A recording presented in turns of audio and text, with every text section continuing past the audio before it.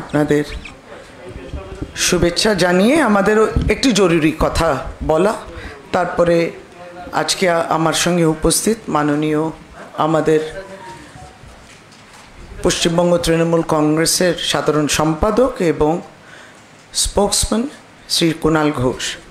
এখন একটি কথা সেটা বলা যে নিশ্চয়ই এগরার কাণ্ড যেটা পূর্ব মেদিনীপুরে হয়েছে তার পরিপ্রেক্ষিতে একটা বিষয় উঠে এসছে এবং সেই বিষয়টা খুব গুরুত্বপূর্ণ, কারণ এটা নিয়ে আমরা বহুবার প্রেস কনফারেন্সও করেছি, আমরা বহুবার স্টেটমেন্ট বলেছি, আমরা এটা নিয়ে প্রতিবাদ করেছি, এটা নিয়ে অবস্থান বিক্ষোভ হয়েছে। মাননীয় মুখ্যমন্ত্রী সে নেতৃত্বে দিয়েছেন, রেড রোডে বসেছেন। আমরা কিছুদিন আগে পশ্চিমবঙ্গ তৃণমূল মহিলা কংগ্রেসেও অবস্থান বিক্ষোভ করেছে ওই এক কথা নিয়ে। এবং সেটা দেখুন গতকালকে যে এগরার ঘটনাটা হয়েছে তার মধ্যে এই যে আমরা বলি যে একটা সামাজিক ইম্প্যাক্ট পড়ে, কি হয়েছে আপনারা দেখেছেন এবং members of the press news print কিছু যারা রিপোর্ট করছেন তাদেরকেও ধন্যবাদ জানাই। খুবই গুরুত্বপূর্ণ তারা কথা বলেছেন যে কেন তারা বোমা বানাচ্ছিলেন কিংবা যেটা আসছে, যেটা ফায়ার ক্র্যাকার্সই হোক, এরকম একটা বিপন্ন অবস্থায় তারা ছিলেন, তারা সে কাজের সঙ্গে কেন যুক্ত ছিলেন। দেখুন ওটা নিয়ে আলাদা বলার কিছু নেই, কারণ ওটা তদন্ত চলছে, আপনারা জানেন সিআইডি তদন্ত করছে এবং বিষয়বস্তু বেরিয়ে আসবে, কি তদন্ত এনকোয়ারি সবটা চলবে।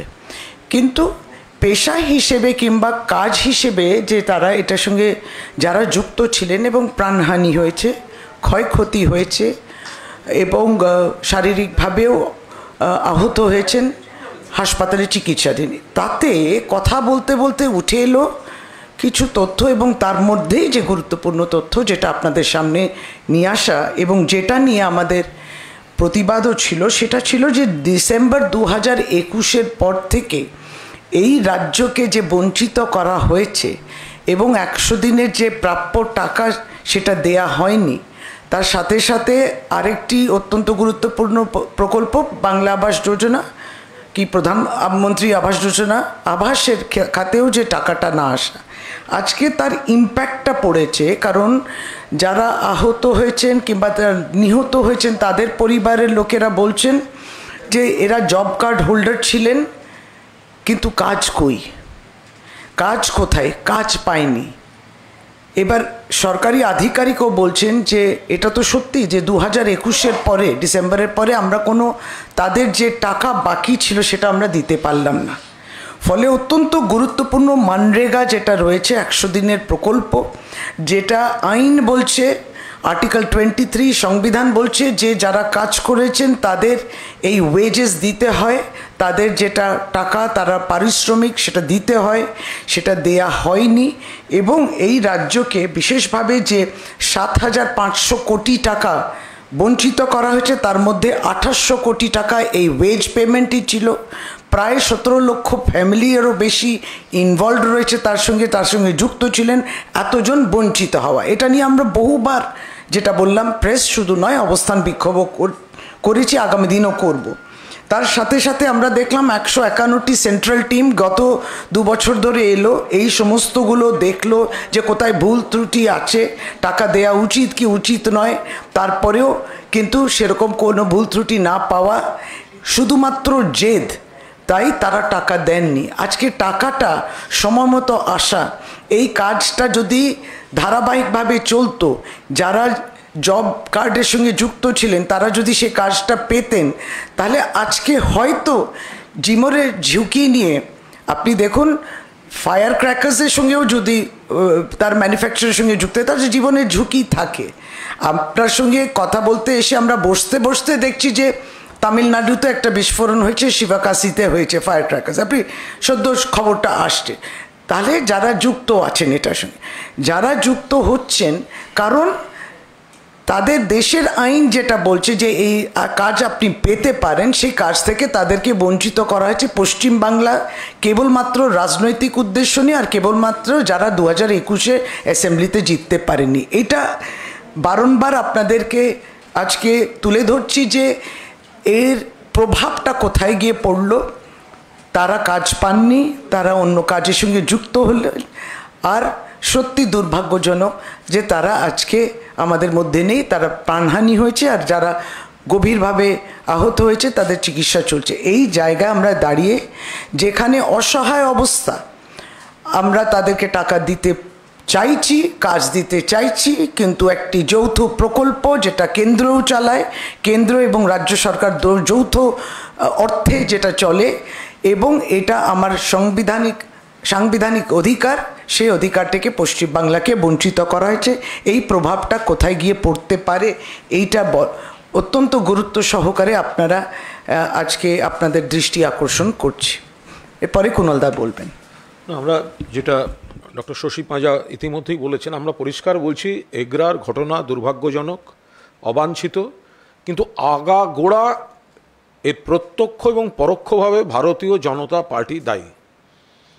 যেটা ডক্টর পাঁজা বললেন যে যেভাবে কেন্দ্রের কর্মসংস্থানজনিত টাকাটি বন্ধ করা ফলে সেখানকার মানুষকে ঝুঁকি নিয়েও বাজি কারখানায় কাজ করতে হচ্ছে, কারণ কেন্দ্র টাকা দিচ্ছে না, পরিশ্রম করছেন তারা, তাদের পারিশ্রমিক দিচ্ছে না, প্রতিহিংসা পরায়ণ, ভোটে হেরে গেছে, টাকা বন্ধ।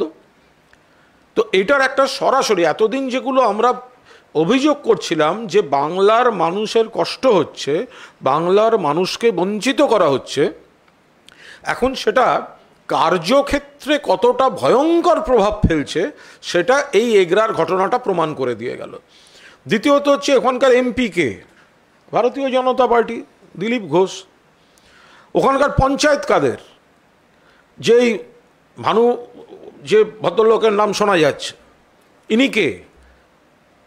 ইনি একটা সময় বামফ্রন্ট ছিলেন, লাল ঝান্ডা ছিলেন, পরবর্তীকালে অধিকারী প্রাইভেট লিমিটেডের সঙ্গে সখ্যে তৃণমূলে আসেন, এরপরে অনুগামী হয়ে তিনি আবার চলে যান। ওই সময়টা তিনি যখন নাকি ভোটে দাঁড়াচ্ছিলেন বা পূর্ব মেদিনীপুরে নমিনেশন কে দিত? পূর্ব মেদিনীপুর কার চোখ দিয়ে পার্টি দেখেছে? তা তাকে যদি নমিনেশনও দেওয়া হয়ে থাকে, কে দিয়েছে? এ দায় দায়িত্ব তো অধিকারী প্রাইভেট লিমিটেডের। এবং তারপরে পঞ্চায়েতটিও, ওখানে একটা উদাহরণ দেখাতে কেউ পারবে না যে এমপি সে অভিযোগ করে বলছে ওখানে একটা বেআইনি বাজি কারখানা চলছে, একটা অভিযোগ দেখাতে পারবেন না যে ওখানকার পঞ্চায়েত বলছে বেআইনি বাজি কারখানা চলছে। ফলে একদিকে কেন্দ্রীয় সরকার টাকা দেয়নি, সেই জন্য গরিব মানুষকে বিভিন্ন রকম ঝুঁকি নিয়ে কাজ করতে যেতে হচ্ছে, ইনক্লুডিং দিস বাজি কারখানা। আর তার পাশাপাশি রাজনৈতিকভাবে ওই এলাকাটিতে কিছু সংখ্যক বিজেপি চাষ হয়ে আছে অধিকারী প্রাইভেট লিমিটেডের হাত ধরে, আর আঙুল তোলার সময় সেটা চলে যাচ্ছে তৃণমূলের দিকে। এটা হতে পারে না। ফলে এই গোটা বিষয়টা আপনাদের সামনে, যে এই যে কেন্দ্রের বঞ্চনা, এটা আর্থিক বঞ্চনা শুধুমাত্র রাজনৈতিক তরজা নয়, এটা গরিব মানুষ, শ্রমজীবী মানুষের জীবনযাত্রাকে কি ভয়ঙ্করভাবে প্রভাবিত করেছে। যে কাজটা বন্ধ, টাকা পাওয়া যাচ্ছে না, গরিব মানুষ কাজ করতে হবে, বাজি কারখানায় ঝুঁকি নিয়ে হলেও কাজ করতে হবে। এই যে তাদের যেতে বাধ্য করা, এর দায় এবং দায়িত্ব কেন্দ্রীয় সরকার এবং রাজ্য বিজেপির যে নেতারা কেন্দ্রকে বলে এসছে টাকা দেবেন না, টাকা দেবেন না, এই গরিব মানুষগুলোকে বঞ্চিত করেছে রাজ্য বিজেপির এই বিশ্বাসঘাতক নেতারা, যারা গরিব মানুষের প্রাপ্য টাকাটা দিতে বাধা দিয়েছে। এই বিষয়টি আপনাদের সামনে খুব পরিষ্কার করে ডক্টর পাঁজা বলেছেন, আমিও সেটাই আপনাদের সামনে, এটা পুরোদস্তুর প্রত্যক্ষ এবং পরোক্ষভাবে এর সঙ্গে ভারতীয় জনতা পার্টি এই ভয়ঙ্কর ঘটনার সঙ্গে দায় দায়িত্ব তাদের। There is one big development which has right now come, that SC has stayed the West Bengal's banning order of Kerala story that the West Bengal government ordered on 8th May, but the Supreme Court has stayed that ban of West Bengal government. আমরা একটা পরিষ্কার কথা বলি, এই যে দি Kerala story, এটা রাজ্য সরকার আশঙ্কা করেছিলেন যে এতে সমাজের একাংশকে খুব বাজেভাবে দেখানো হয়েছে এবং এতে আইন শৃঙ্খলার ক্ষতি হতে পারে, মানুষে মানুষে বিভেদ আসতে পারে। রাজ্য সরকার এটা অ্যাপ্রিহেন্ড করেছে, সেই জন্য নিষেধাজ্ঞা দেওয়া হয়েছে। এবং সেখানে যদি সুপ্রিম কোর্ট বলেন না, সেটা স্থগিতাদেশ, তো রাজ্য সরকারের দায়িত্ব রইল না। এর সঙ্গে তো জেতা হারার কোনো বিষয় নেই। ইতিমধ্যেই আপনারা দেখেছেন অন্য একটি রাজ্যে এই নিয়ে অশান্তি হয়েছে এবং একটা সতর্কতামূলক ব্যবস্থাও করতে হয়েছে। তো যদি রাজ্য সরকার অ্যাপ্রিহেন্ড করেছেন, ব্যবস্থা নিয়েছেন, কোর্ট বলেছেন করা যাবে না, তো তাদের ব্যাপার। ফলে এরপর কোথাও কিছু হলে রাজ্য সরকারের দায়িত্ব রইল না। So to put it in English, the Kerala film story, the Honorable Chief Minister took a call because she is the administrative head of her state and she knows best what is best for her state. And inputs which had come in or the intelligence reports had expressed a disdain that there can be a reaction because such stories also provoke. Moreover, even in Kerala there was a litigation because they had mentioned in the teaser or the trailer that there are 32,000 such girls. So Kerala High Court had also asked the film director if there are 32,000 girls. He said no, it's a story of 3 girls. So there was one big discrepancy out there. See, it's still been challenged there. Now the point is that as an administrative head, she is supposed to look after the law and order, and she will take the call on the matter in the best interests of the state. For that matter, I can even cite you an example that following this, if Kerala story was banned even in UK. So this is where it will be banned, where it will be released, what is the intention behind it, is the call of that particular state government. This was the very benign intention of the government. Now he has gone to court, he has the freedom to go to court. The court also has given a decision on the matter. Rest, Mamata Banerjee, in the best interest to contain law and order so that there is no reaction to the story or whatever is being filmed, that is why she said it would not be shown out here. কিন্তু এই ক্ষেত্রে CBI বলেছেন যে तो पश्चिम बंगाल सरकार की ओर से intelligence report भी वहां पर पेश की गई और कहा गया कि एप्रीहेंशन है, कुछ कम्युनल क्लैश और टेंशन हो सकता है। अब चूंकि सुप्रीम कोर्ट ने कह दिया है कि बंगाल सरकार के ऑर्डर को बैन जो किया गया था उसको स्टे कर रहे हैं, अब इसके बाद अगर कोई क्लैशेस या टेंशन होता है तो क्या फिर एक बार आप सुप्रीम कोर्ट जाएंगे? नहीं, देखिए, जिस वजह से इस फिल्म को यहाँ दिखाया नहीं गया था, वो माननीय मुख्यमंत्री ने साफ भाषा में उन्होंने कहा कि लॉ एंड ऑर्डर वाली बात जो है उसको देखते हुए, और अगर ये फिल्म दिखाया जाए तो कुछ संप्रदाय उसके ऊपर अगर रिएक्ट करे, ये प्रोवोकेशन हो, इसलिए उन्होंने कहा कि अभी ज़रूरी नहीं है और अभी इसको बैन किया गया। अब जो डायरेक्टर है वो गए कोर्ट पे, कोर्ट ने अपने एक राय दी है। तो इसके बाद आपने जैसे कहा कि हाँ, तब लॉ एंड ऑर्डर हमारे हाथ में नहीं, इसके अगला कदम क्या होगा ये माननीय मुख्यमंत्री तय करेंगी और राज्य सरकार तय करेगा। लेकिन आपको इंटेंट समझना है, किस वजह से। वजह ये थी कि पश्चिम बंगाल में लॉ एंड ऑर्डर को ठीक रखने के लिए अगर कोई इसको लेके आगे बढ़ के हल्ला मचाए, जैसे हम लोग देखे हैं कि 1000 रामनवमी मिছিল निकले, कुछ नहीं हुआ, लेकिन जब नहीं हुआ कुछ तो 3 मिছিল को लेके 3 जगहों में एक राजनीतिक दल हल्ला मचाई और हलचल की और उसको एक दंगा का रूप दी है। तो हमने तो देखा है कि 2014 के बाद जो सरकार केंद्र में आई है उनके नेतृत्व में आपने देखा कि किस तरीके से कम्युनल राइट्स बढ़े हैं सारे भारतवर्ष में, और किस तरीके से राइट्स ऑल्सो किस तरीके से पोलराइजेशन हुआ है। तो हर मुख्यमंत्री की जिम्मेदारी बनती है और हर मुख्यमंत्री का हक है कि अपने राज्य में कौन सा सही रहेगा और कौन सा गलत रहेगा उस पर वो अपने विचार रखें और कदम उठाए। इसके बाद आगे क्या होगा वो माननीय मुख्यमंत्री तय करेंगे। दीदी আমি এগরা নিয়ে একটা আবার ফিরছি। এগরায় আজকে ভানুবাগ এবং তার ছেলে সহ 3 জন অ্যারেস্ট হয়েছেন। বিরোধী দলনেতা বলেছেন এটা গোটা, এটা সরকার একটা সমঝোতা করে ওকে নিয়ে এসেছে, ভানুবাগকে নিয়ে এসেছে, এনআইএ তদন্ত এড়িয়ে যাওয়ার চেষ্টা করা হচ্ছে। তো বদ্ধ উন্মাদ, ধরা না পড়লে বলবে কেন ধরা পড়েনি, ধরে আনলে প্রশংসা করার বদলে বলবে কেন ধরেছে, ও নিজেই জানে না ও কী বলবে।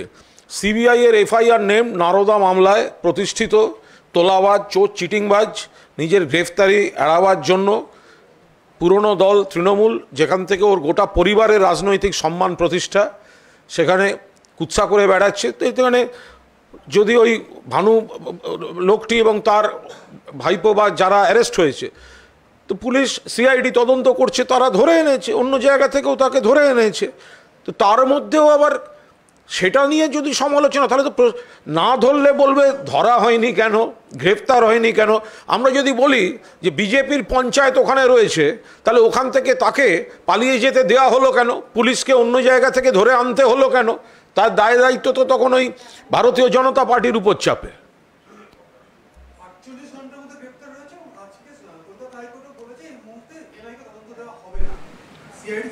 না না, সে তো প্রথম থেকেই বলা যায় যে একটা দুর্ঘটনা ঘটেছে, একটা অবাঞ্ছিত দুর্ঘটনা ঘটেছে, বাজি কারখানায় বিস্ফোরণ, অত্যন্ত খারাপ ঘটনা, মৃত্যু কেউ চায় না। কিন্তু বাজি কারখানায়, যেটা এক্ষুনি ডক্টর পাঁজা বললেন, যে শিবকাশিতে যে ঘন ঘন বিস্ফোরণ হয়, কারণ ওখানে বেশি সংখ্যক বাজি কারখানা আছে। তো এখানে এটা যেটা হয়েছে দুর্ভাগ্যজনক, কিন্তু সঙ্গে সঙ্গে ওখানে বোমা তৈরি হচ্ছে, এনআইএ চাই, এগুলো তো সেই তোতা পাখির বুলির মতো, কোথাও কিছু হলেই একই কথা এরা বলে বেড়ায়। তো সেখানে আদালত বলেছে এই মুহূর্তে এনআইএর প্রয়োজন নেই, এই মুহূর্তে সিআইডি যা তদন্ত করছেন সেই তদন্ত যথেষ্ট। এবং সিআইডি সেখানে কেন হয়েছে, কিভাবে হয়েছে, যেমন করছে, আবার কারা দায়ী, তাদের বিরুদ্ধে যদি কোথাও কোনো অভিযোগ থাকে বা অভিযুক্ত যারা ফেরার, তাদেরকেও ধরে আনছে। ফলে মুখ্যমন্ত্রী প্রথম মুহূর্ত থেকে এটা রাজধর্ম তিনি যেভাবে পালন করেন সেইভাবেই রাজধর্ম পালন করছেন, এবং রাজ্য পুলিশ প্রশাসন কাজ করছে। আর এনআইএটা তখনই এরা বেশি বলে, জেনে রেখে দেবেন, এনআইএটা তখনই বলে যখন ওরা নিজেরা জড়িত থাকে প্রত্যক্ষ বা পরোক্ষভাবে, যাতে এনআইএ আসা মানে শুধু তৃণমূলকে টার্গেট করে অপপ্রচার হবে, আর বিজেপির যারা যারা এর সঙ্গে প্রত্যক্ষ বা পরোক্ষভাবে জড়িত থাকবে সেগুলো গার্ড করে দেবে এই সেন্ট্রাল এজেন্সি। সেই জন্যই এনআইএ বলে, কিন্তু কোর্ট তো আজ বলেছেন যে এনআইএ এই মুহূর্তে নয়। না, একটা গুরুত্বপূর্ণ তথ্য দিই, আপনি এনআইএর বিষয়টা জানবেন। এনআইএ আপনি তার ওয়েবসাইটেও গিয়েও দেখবেন যে তার সহযোগী পার্টনারকে স্টেট পুলিশ, বিভিন্ন স্টেটের এবং ন্যাশনাল, ফলে এবার ইন্টারন্যাশনাল পুলিশও আছে। কথাটা হচ্ছে যে এনআইএ এই যে এরা এত লাপালাপি করে, যে এমন পশ্চিমবাংলায় দিদি বলেছে যে একটা চকলেট বম ফাটলেও এনআইএ, এই যে জায়গায় এনআইএ কি সবসময়, আপনি দেখুন আপনাদের দিয়ে যে এরাই বিজেপি বলুক যে এনআইএ 4টে ডিস্ট্রিক্ট গুজরাতে সার্চ করছে, কিছু বলবে না এরা। এনআইএ নাগপুরে, গুজরাতে, গোয়ালিয়রে রেড করছে, কিচ্ছু বলবে না এই বিজেপি তথাকথিত। এনআইএ কেন হচ্ছে এত? তোমাদের বিজেপি রাজ্যগুলোতেও হচ্ছে, অন্যান্যতেও হচ্ছে। আপনি এনআইএ গুজরাট এইগুলো বাইরে দিয়ে তারপর দেখবেন যে কোয়েম্বাটুরে হচ্ছে, তামিলনাড়ুতে হচ্ছে, কেরালাতে হচ্ছে। এনআইএ যে 13টা লোকেশন সার্চ করছে কাশ্মীরে হচ্ছে। এনআইএর এটাই কাজ, এনআইএর কাজটাই হচ্ছে, বরং দেখা উচিত এবং সত্যি বলতে গেলে স্বরাষ্ট্রমন্ত্রীকে জবাব দিতে হবে যে এনআইএ এতগুলো লোকেশন এতগুলো রাজ্যতে সার্চ করছে কেন? তাহলে তাদের ইনকম্পিটেন্সি না হোম মিনিস্ট্রির ইনকম্পিটেন্সি, সেটা জিজ্ঞেস, এই বিজেপি বলুক, জবাবটা দিক। আর আমাদের এটাই বক্তব্য যে এনআইএর কাজটাই হচ্ছে সমস্ত রাজ্যের পুলিশের সহযোগিতায় কাজ করা, এটাও আছে। তাহলে পরে এই যে ব্যাখ্যাটা সবসময় দিচ্ছে যে একদম বামেরাও West Bengal fit case for NIA বলছিলেন লালপাট, কোনটা এনআইএর ম্যান্ডেটটা কি আগে পড়ে নিয়ে বলুন। আর অন্যান্য রাজ্যে এত এনআইএ লোকেশন যে সার্চ করছে, এত সার্চ রেডস করছে, সেটা নিয়ে কী বলার আছে? যারা বামপন্থীরা, যারা বিভিন্ন অশুভ হাত করছেন, যারা ঘেরুয়ার সঙ্গে অশুভ আঘাত করছে হাতেদের, এদের তো বলতে হবে। সুতরাং ওই একই জায়গা আসছে যে বাংলাকে কালিমালিপ্ত করো, সমস্ত ভুল এখানেই হচ্ছে। টাকা দেয়া হবে না, এনআইএ সব বোমা এক্সপ্লোশন সবই যেন এখানে হচ্ছে। এই ধারণাটাকে ঠিক করতে সারা ভারতবর্ষে এনআইএ এত রাজ্যগুলোতে যাচ্ছে কেন সেটা দেখতে হবে। তাহলে পরে আবারও যেটা বললাম, তারা রিপোর্ট করেন হোম মিনিস্ট্রিকে, তাহলে হোম মিনিস্টার কি ইনকম্পিটেন্ট? প্রশ্ন থেকে যাচ্ছে। আজকে রঘুনাথগঞ্জে আরো একটা বিস্ফোরণ হয়েছে এবং সেটা বোমা বাঁধা এবং বোমা রেডি করে সেটাকে শুকানোর সময় সেখানে একজন ব্যক্তি আহত হয়েছেন এবং তার নাতিও আহত হয়েছেন।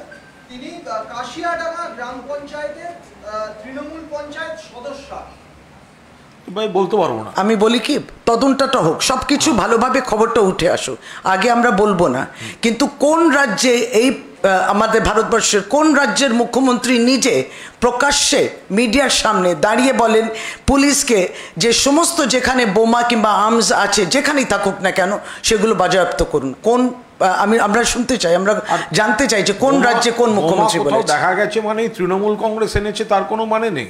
রামনবমীর মিছিলে যে সুমিত শাহ বলে ছেলেটা রিভলভার হাতে নাচছিল তাকে মুঙ্গের থেকে ধরে আনতে হয়েছে।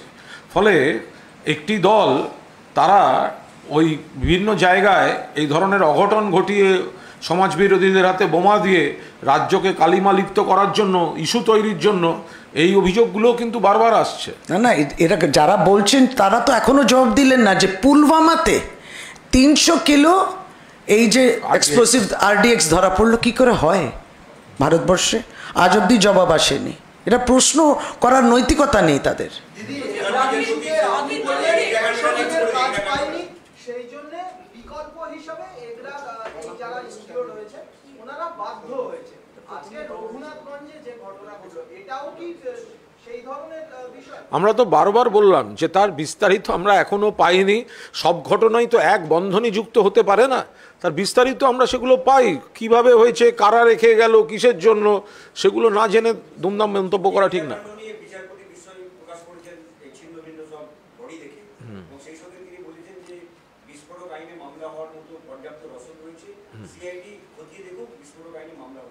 এটা তো আদালতের কোনো অবজারভেশন হতেই পারে, এবং যারা তদন্ত করছেন সিআইডি তাদেরও একটা স্ট্র্যাটেজি থাকতে পারে। মামলা এই ধারায় শুরু হয়, তার প্রতি পদক্ষেপে নতুন নতুন সেকশনগুলো অ্যাড হতেই পারে। এগুলো একদম একটা রুটিন প্রসেস। ফলে সিআইডি যা দিয়ে শুরু করেছে বা পুলিশ যা দিয়ে শুরু করেছে সেটাও যেমন ঠিক, আবার আগামীকাল বা আজকে রাত্রে নতুন সেকশন অ্যাড হবে কিনা, আগামীকাল অ্যাড হবে কিনা, কোর্ট কোনো মতামত দিতে পারেন কিনা, সেগুলো একদম এটা একটা রুটিন প্রসেস।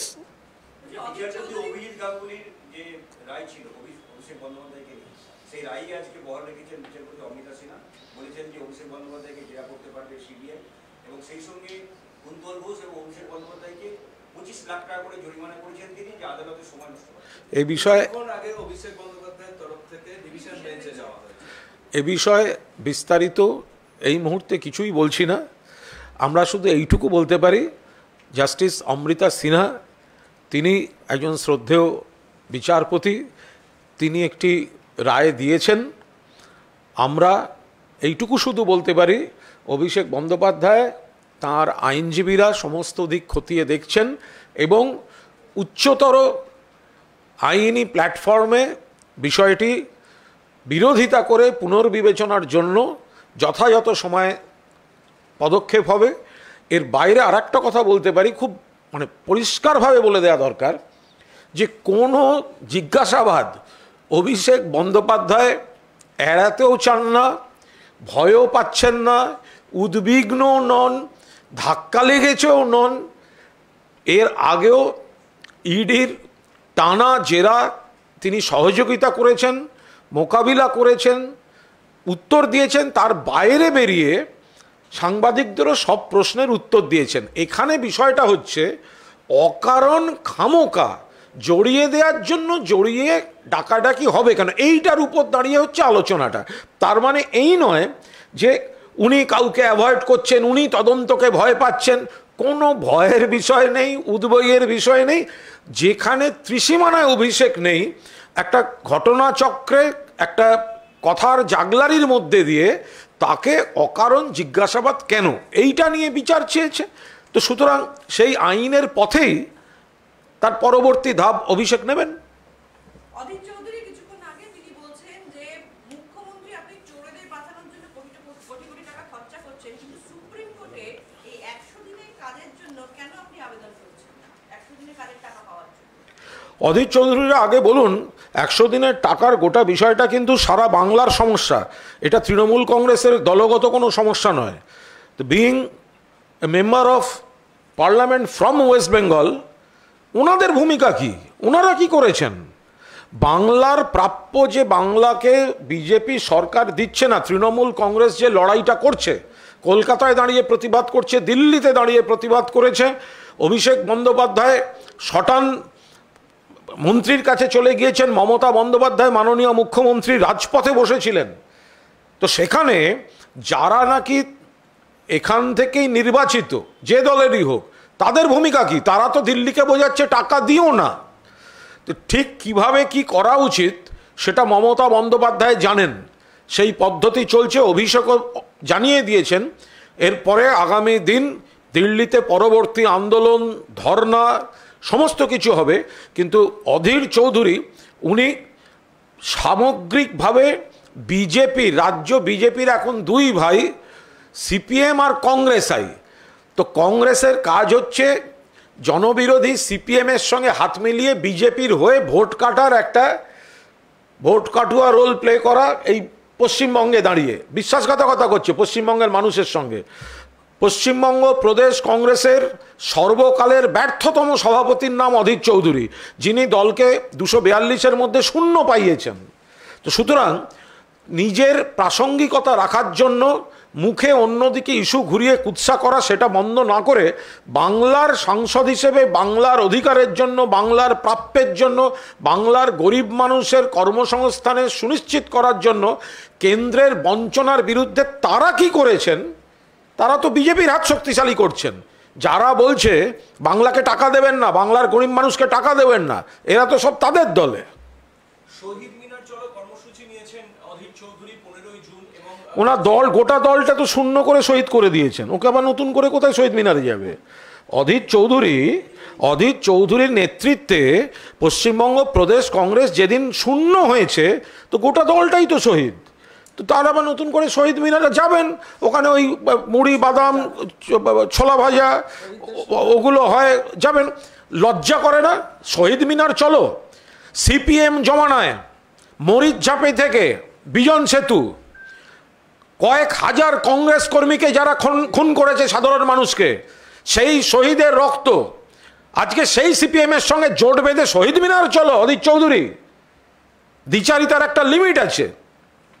যে সিপিএম বাংলাকে রক্তে স্নান করিয়েছে, যে সিপিএম একের পর এক গণহত্যা করেছে, হাওড়ার কান্দুয়ায় কংগ্রেসকে ভোট দেওয়ার অভিযোগে লোকেদের কুনুই থেকে কেটে নেওয়া হয়েছিল, সাতগেছিয়ায় কংগ্রেস কর্মীকে মুখে জ্যান্ত কই মাছ ঢুকিয়ে মেরে ফেলা হয়েছে, সাঁইবাড়িতে কংগ্রেস কর্মীদের মেরে রক্তমাখা ভাত তার মাকে খাওয়ানো হয়েছে, সেই সিপিএমের সঙ্গে জোট গড়েছেন কংগ্রেসের শহীদদেরকে অসম্মান করে। তিনি বলছেন শহীদ মিনার চলো। ওখানে গিয়ে ওর উচিত আগে নীল ডাউন হয়ে বসে কংগ্রেসের শহীদদের কাছে, তার আত্মাদের কাছে ক্ষমা প্রার্থনা করা। কংগ্রেসের মহামিছিল মানে তো লোক দেবে সিপিএম আর বিজেপি, এগুলো সব শিখিয়ে দেয়া। কংগ্রেসের মিছিল, যে দল 242-এ শূন্য, কংগ্রেসের মিছিলে তো লোক দেবে সিপিএম, সিপিএমের মিছিলে লোক দেবে বিজেপি, এইসব অতৃপ্ত আত্মাদের যৌথ মঞ্চ এগুলো। তো ফলে ওরা কি ডাকছে না ডাকছে এগুলো বড়। প্রথম কথা হচ্ছে সিপিএম জমানার অধীর চৌধুরী আর কংগ্রেস কর্মীদের জিজ্ঞাসা করছি, সাঁইবাড়ি দিবসে শহীদের বেদিতে মালা দিয়েছেন? 30শে এপ্রিল বিজন সেতুর উপর 19 জন আনন্দমার্গীকে পুড়িয়ে মেরে খুন করেছিল, সেই দিনটায় সিপিএমের সন্ত্রাসকে নিন্দা করেছেন? কংগ্রেস কর্মীদের উপর সিপিএমের যে লাগাতার সন্ত্রাস, তার বিরুদ্ধেই তৃণমূলের জন্ম লড়াইয়ের। ফলে কংগ্রেসের মহামিছিল মানে তারা সিপিএম কিছু লোক দেবে আর বিজেপি কিছু লোক দেবে, এর বাইরে রাজ্য কংগ্রেসের কোনো প্রাসঙ্গিকতা নেই, বিজেপির এজেন্টের ভূমিকা পালন করছে। আচ্ছা আমি একটা কথা বলি, এই যে কংগ্রেস বলছে কর্ণাটক নিয়ে মিছিল করবে, আরে ওদের থুতুবেলা ডুবে মরা উচিত। কর্ণাটকে 50 জনের স্টার বক্তার লিস্ট করে দিয়েছিল এআইসিসি, 50 জনের মধ্যে একজনও বাংলার কেউ নেই, ইনক্লুডিং লোকসভার দলনেতা। অর্থাৎ কর্ণাটকে যে স্টার বক্তার লিস্ট এআইসিসির 50টা নেতার মধ্যে বাংলার একজনও নেই। ওরা জানে বাংলায় আসল কংগ্রেস হচ্ছে তৃণমূল কংগ্রেস, এখানকার কংগ্রেস হচ্ছে সিপিএমের সঙ্গে হাত মিলিয়ে বিজেপির বি টিম। তো কর্ণাটকে যাদের পা রাখতে দেয়নি, যাদের যোগ্য বলে ধরেনি, তারা এখানে ছাগলের তৃতীয় সন্তানের মতো কর্ণাটক নিয়ে চেয়ে যাচ্ছে।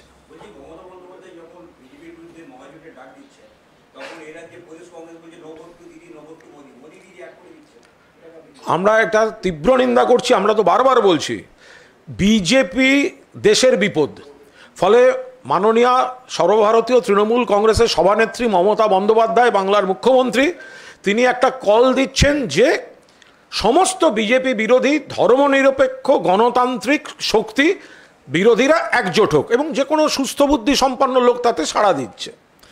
এবার সেইখানে পশ্চিমবঙ্গ প্রদেশ কংগ্রেস সিপিএমের সঙ্গে মিলে 2021 সাল থেকে চেষ্টা করে যাচ্ছে এ রাজ্যে বিজেপি বিরোধী ভোটটা ভাগ করতে, তারা পারেনি, শূন্য পেয়েছে।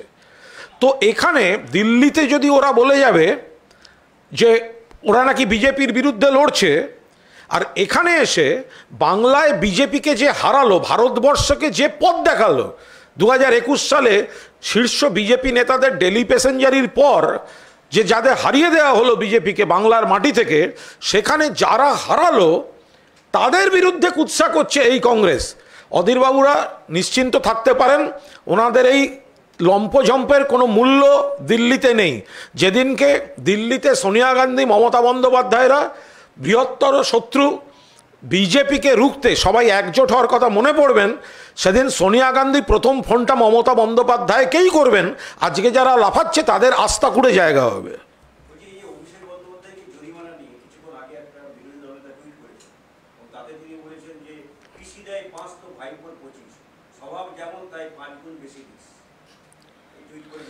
না না, শুভেন্দু অধিকারী না গোটা জিনিসটা একটা ব্যক্তিগত স্তরের ঘৃণ্য কুৎসার জায়গায় নিয়ে যাচ্ছে, এবং এটা সেই করে যার চূড়ান্ত অকৃতজ্ঞ যে এই দলটায় ছিল, যার বাবা, যার ভাইরা এই তৃণমূল কংগ্রেস, এই মমতা বন্দ্যোপাধ্যায়ের দয়ায় যারা এমপি, এমএলএ, কেন্দ্রের মন্ত্রী, রাজ্যের মন্ত্রী, দলের পদে, প্রশাসনিক পদে, তখন যখন একদম ব্যক্তিগত আক্রোশ দিয়ে যখন এই ধরনের কুৎসাগুলো করে, আমরা বুঝতে পারি যে এটা কোনো সুস্থ রাজনীতির বিষয় নয়। যে মমতা বন্দ্যোপাধ্যায়ের জন্য ওদের রাজনৈতিক প্রতিষ্ঠা, সম্মান, নাম ধরে ডাকছে, কখনো কুৎসিত বিশেষণ দিচ্ছে, এতে মমতা বন্দ্যোপাধ্যায়ের সম্মানহানি হচ্ছে না। গোটা বাংলার মা বোনেরা বলছেন এর মতো কুলাঙ্গার, বেয়াদব, অসভ্য এগুলো যেন বাংলায় পা রাখতে না পারে।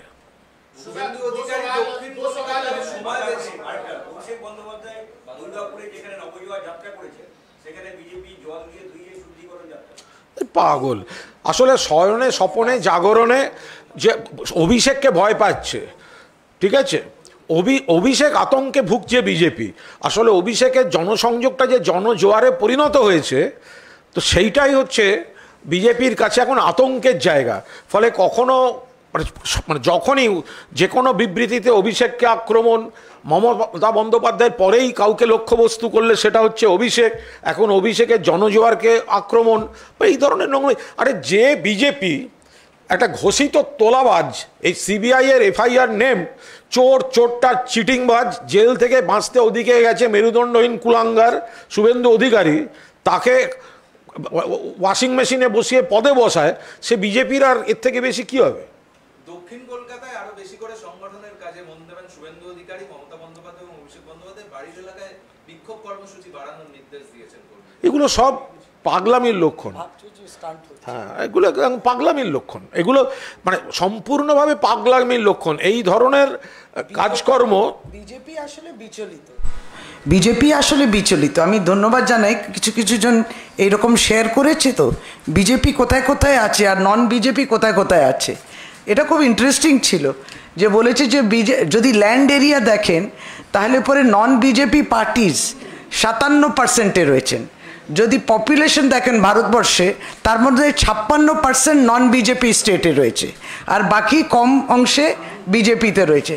সুব্রমণিয়াম স্বামী মতো নিজে বিজেপি দক্ষ নেতা, সে যখন বলে যে বাংলার মুখ্যমন্ত্রী মমতা বন্দ্যোপাধ্যায় দেশের প্রধানমন্ত্রী হওয়ার যোগ্যতা আছে, আর তিনি যখন এইরকম টুইট করেন যে দেখুন আর সবই তো নন বিজেপি, বিজেপি কোথায় রয়ে গেল, এই বাস্তবটা কি মানতে পারছে না।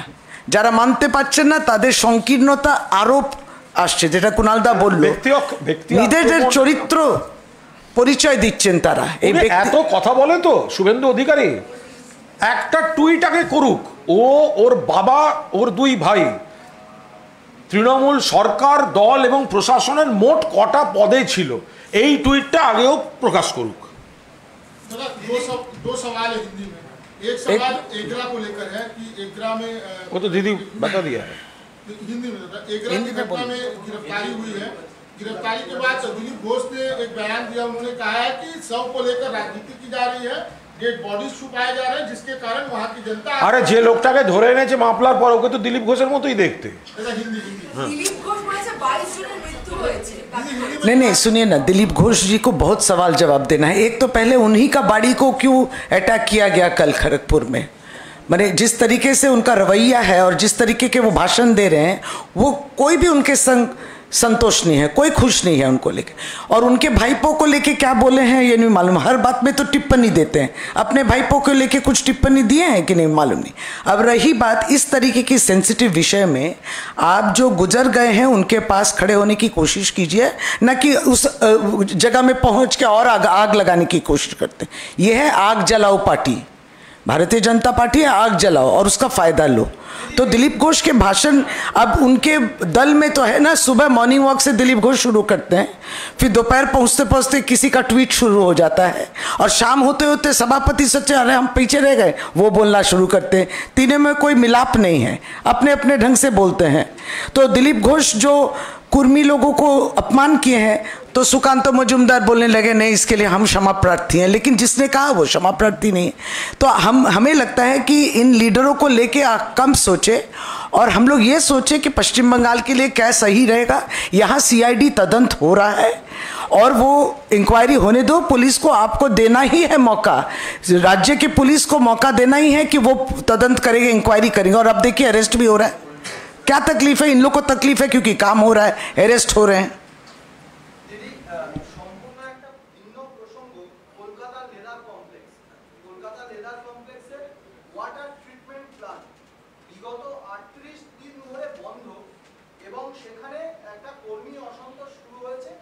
ওটা দলের কিছু ব্যাপার না।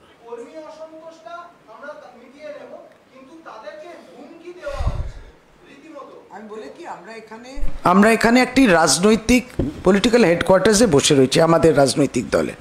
এখানে আমরা মোটামুটি রাজনীতি যুক্ত এবং বর্তমান পরিস্থিতি নিয়ে আমরা এটা বলছি। যে প্রশ্নটা আপনার রয়েছে খুব খুশি হতাম উত্তর দেওয়ার জন্য, কিন্তু আমি মনে করি ওটা একটা প্রশাসনিক কাজের সঙ্গে যুক্ত, ফলে এই উত্তরটা আর একটু পরে আমরা দিয়ে দেব। दीदी एक अंतिम सवाल है दीदी, अधीर रंजन चौधरी ने जो स्लोगन दिया है no vote to Mamata no vote to Modi, इसे लेकर क्या कहेंगे? कुणालदा ने बहुत साफ तरीके से बंगला में कहा है और ये सभी समझ लेते हैं कि अधीर रंजन चौधरी अगर परिचय दे कि वो इस प्रदेश के सभापति हैं, इससे कांग्रेस का कोई भला नहीं होने वाला है। और उन्होंने ये भी कहा कि कर्नाटक के प्रचार में कांग्रेस का एक लिस्ट तय हुआ था जिसमें कौन कौन लीडर जाएंगे वहाँ प्रचार करने के लिए। दुख की बात है कि अधीर रंजन चौधरी जो लीडर ऑफ द हाउस हैं लोकसभा में, उनका नाम नहीं है उस लिस्ट में। तो पहले वो अपनी सम्मान को बचाए और अपनी जो व्यक्तित्व है उसको और मजबूत करें। रही बात ममता बनर्जी, जिस दिन कर्नाटका का जो ट्रेंड्स भी शुरू हो रहा था, रिजल्ट के बाद भी दीदी ने कहा कि जो पहले से वो कह रही थी कि जो बड़ा ऑपोजिशन बनेगा जो है प्लेटफॉर्म, उसमें अपने अपने राज्य में जो जो रीजनल पार्टीज़ जितने मजबूत हैं उनको लड़ने के लिए लड़ना चाहिए। और तब उन्होंने ये भी कहा कि हम लोग तो कर्नाटका में जाके नहीं लड़े, ना हम छत्तीसगढ़ में जा रहे हैं लड़ने के लिए, अर्थात कांग्रेस भी जहाँ जहाँ मजबूत है वो लड़ाई लड़ेगी, और जहाँ जहाँ कांग्रेस के बाहर जो पार्टीज है, भाजपा को छोड़िए, सब भाजपा के विरुद्ध ही लड़ रहे हैं, वो सब अपने अपने राज्य में लड़ेंगे, ये तय है। और ये दीदी पहले से ही कह रही है।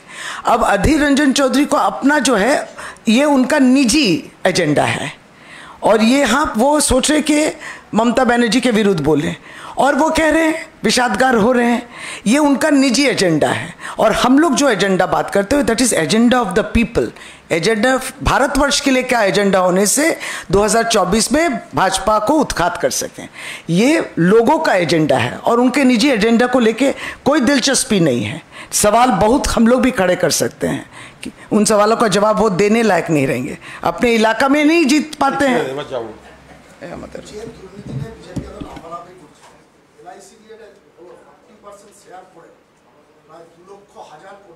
হ্যাঁ, এটা খুবই জরুরি। দেখুন, এখনো পর্যন্ত যা খবর আসছে যে জীবন বীমা নিগম একটা বড় সড়ো ক্ষতির মুখে পড়েছে, এবং তার শেয়ারের দামও কিন্তু পড়ছে। এই জীবন বীমা নিগম এলআইসি, এটার সঙ্গে কোটি কোটি দেশবাসীর পুঁজি, আস্থা, বিশ্বাস, লগ্নি, পুঁজি জড়িত। আমরা বারবার বলেছি, মমতা বন্দ্যোপাধ্যায় বারবার বলেছেন যে যে আর্থিক নীতিতে চলছে বিজেপি সরকার কেন্দ্রের, তাতে সাধারণ মানুষ বিপন্ন, ব্যাংক এবং বিমা আরও বিপন্ন। বিশেষভাবে আদানির কেলেঙ্কারিটা ফাঁস হওয়ার পর এই প্রশ্নটা তো উঠে গেছিল স্টেট ব্যাংক এবং এলআইসি নিয়ে। আর এখন দেখা যাচ্ছে, সমস্ত কটা রিপোর্ট আসছে অত্যন্ত উদ্বেগজনক, যে জীবন বীমা নিগমের কোটি কোটি টাকা ক্ষতি হয়েছে। যে অঙ্কটা এসছে সেটা যথেষ্ট বড় অঙ্ক, এবং শেয়ার বাজারের পতন এটা বুঝিয়ে দিচ্ছে যে আর্থিক ভিতটা মজবুত নেই জীবন বীমা নিগমের। কেন্দ্রীয় সরকারের হাতে সাধারণ মানুষের এই লগ্নির জায়গা, টাকা নিরাপদ নয়। আমরা অবিলম্বে এ ব্যাপারে প্রধানমন্ত্রীর বিবৃতি দাবি করছি।